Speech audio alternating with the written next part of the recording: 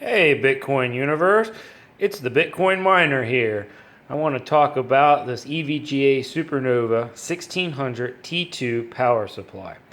A lot of people have been asking me why do I choose the most expensive power supply for my miners, or especially why did I choose this one. Well, when I did some research, the G2s, which is the gold series, is about $300. The 1600 T2s are about $400, maybe a little bit cheaper if you can find a 10% off coupon or something like that, depending on where you go. So relatively for $80 to $100 more expensive. To me, it's worth it over the lifespan of the power supply. This power supply has a 10-year warranty. I fully expect to use this thing for 5 to 10 years, so let's just say 10 years. If this thing is based on my math and the efficiency difference, running it at full power, again, I'm using this for Bitcoin mining, this thing could save me $50 to maybe $7 a year versus the lower efficiencies, just for one. So let's just say $50 a year, and if I use that for 10 years, it's going to save me for $500. So by merely paying $80 to $100 up front, it's going to save me that much more, not to mention power is going up. So that's my rationality for it. And I also have another extremely important reason is I like my toys. I like my computers and I like to keep them protected.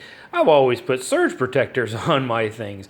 And come to find out, this power supply has a built-in surge protector, which they call the overvolt protection. So there's no need to try to buy a surge protector for each individual one. I just use this power supply. So if, unfortunately something happens, the power supply should protect it. Power supply has a 10-year warranty if there is a problem with it.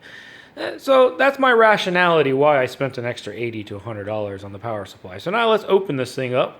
I'm going to pause it for a second because I'm using my phone. This is what you see when you open it up. Let's see what's in here.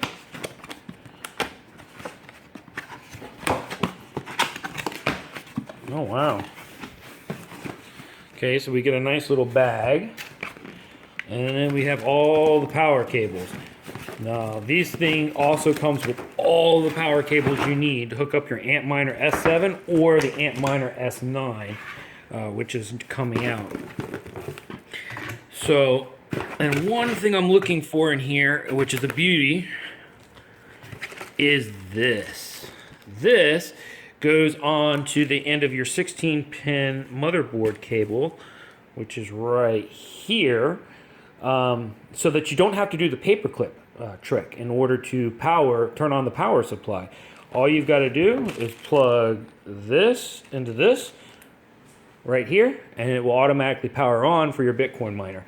A lot of times you can imagine what this will save you. If you forget to order it, you've got to reorder it, send it out, cost you another $10. Now, not to mention time. How many days is it going to take to get to you? So this little gadget is great. Or again, you can always just use the paperclip trick. I prefer this little gadget. The power cord this thing comes with is beefy, very heavy duty. I've been using these now for 6 months. You can touch them. They don't get warm at all, which is great. I mean, we're running these things at almost max load. Really, we're running them probably about 80% load, not 85% load, which is more ideal than max load. And let's see. Here is the power supply itself. 1600 EVGA T2s. Wow, nice packaging, guys.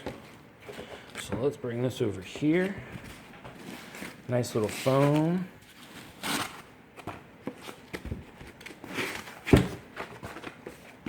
Man, nice little box they come in too. All right, here we go. Here is your EVGA 1600 T2 power supply.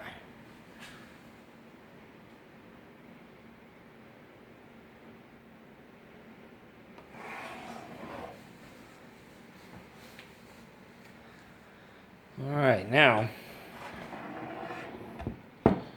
let's see. Here's all of our plugs. Now, when you guys are plugging this in, I'll do a video on how to actually plug into the Bitcoin miner.